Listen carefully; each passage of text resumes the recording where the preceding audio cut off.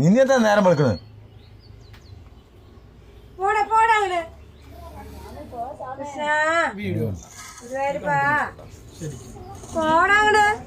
ഒരു കാട്ടിലെ ആന കാടിന്റെ അടുത്ത് ശരിക്കും പറഞ്ഞ അവനെ നിപ്പ് കണ്ടാണ് അവനവിടെ ആഹാരത്തിന് വേണ്ടി വന്നിട്ടുണ്ട്. എന്നിട്ട് അവൻ വന്നപ്പ അവിടെ വീഡിയോ എടുത്ത് ആൾക്കാര്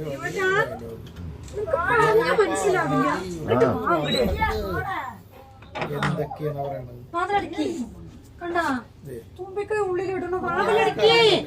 ഈ ആന ഇവിടെ ആദ്യമായിട്ടെന്താ ഇതിക്ക് മുമ്പ് വന്നിട്ട്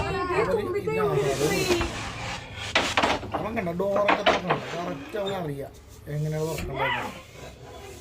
അവൻ്റെ അവിടെ സ്ഥിരം ആഹാരം കൊടുക്കണം. അത് വാങ്ങിക്കാൻ വേണ്ടി വന്നിട്ടുണ്ട്.